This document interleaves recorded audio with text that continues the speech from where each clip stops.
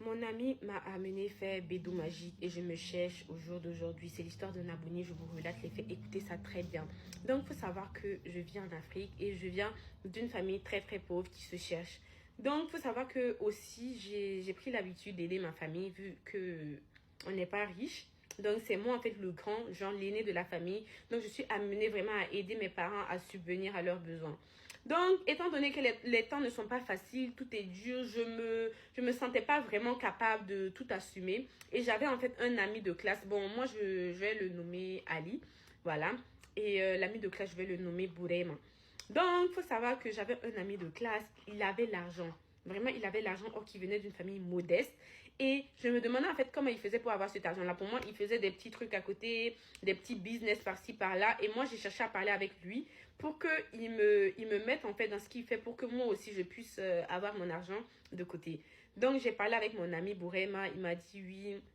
Il n'y a pas de souci, je peux t'aider, mais il faut que tu me laisses du temps en fait pour revenir vers toi parce que ce que je fais, je peux pas t'expliquer sur un coup. Donc, quelques temps plus tard, il m'a dit que c'est des trucs un peu, pas dans les normes en tout cas qu'il fait. Il fait des trucs très mystiques et que si moi je veux, il peut m'aider, mais il me conseille pas.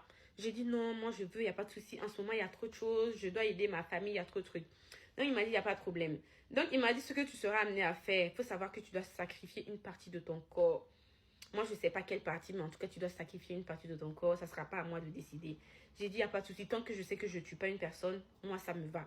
Donc, les jours se sont écoulés. Quelques semaines sont passées. Il est revenu me voir. Il m'a dit, ouais, je t'amène chez la personne qui m'a fait ça. Donc, Bourema, il m'a amené chez la personne qui lui a fait ça. J'ai vu la personne, j'ai parlé avec lui. La personne m'a dit, ah, quelle partie de ton corps tu veux sacrifier? Donc, moi, j'ai dit tout simplement, je veux sacrifier mon petit doigt, le dernier doigt. C'est compris. Donc, les jours se sont passés et un jour, je dors, je me réveille, je vois que j'ai perdu mon dernier doigt. Je me réveille le matin, je vois que je saigne vraiment du petit doigt.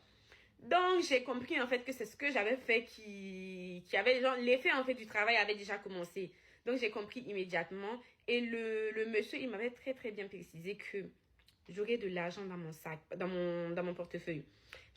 Il m'a dit de mettre 1 franc CFA dans le portefeuille et que de chaque jour, j'aurai de l'argent. Je dois tout faire pour utiliser tout l'argent et laisser 1 franc CFA dans le portefeuille tous les jours.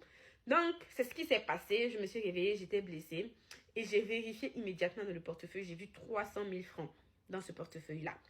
Et il m'avait bien dit que tous les jours, j'allais avoir la même somme et que je dois tout utiliser. Je dois utiliser tout l'argent et laisser juste 1 franc. Donc, les jours se sont passés, j'avais tout le temps 300 000 francs. Je devais utiliser tous les jours et je ne pouvais pas donner à un membre de ma famille. Je ne pouvais pas aussi investir avec cet argent. Donc, il faut savoir que cet argent, ça rentrait vraiment dans du n'importe quoi et c'est tous les jours. Donc, le drame commence à partir de là. Je bouffais l'argent là, tout le temps quand j'avais l'argent, je l'utilisais. Je faisais du n'importe quoi avec cet argent-là. Ça rentrait dans des sorties, des boîtes de nuit, etc. Maintenant, va un jour où une personne de ma famille tombe gravement malade et on m'appelle parce que au fil du temps, on a vu que je me débrouillais, j'avais de l'argent. C'était quelque chose qui était remarquable. Je ne pouvais pas cacher. Donc, on m'appelle, on me dit que oui, un tel est malade. Est-ce que tu peux aider avec ci? Or que moi, on m'a prévenu dès le début. On m'a dit, ah, cet argent-là, tu ne peux pas utiliser ça pour une personne de ta famille. Je suis là, j'ai le dilemme. Je me dis, ah, est-ce que j'aide une personne de ma famille ou si j'aide pas une personne de ma famille?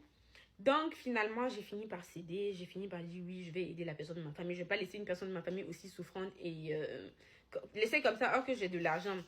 Donc, j'ai aidé la personne là.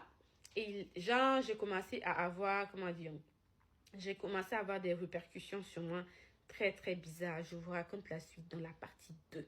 Mettez partie 2 en commentaire, likez, commentez, partagez et mettez partie 2 en commentaire.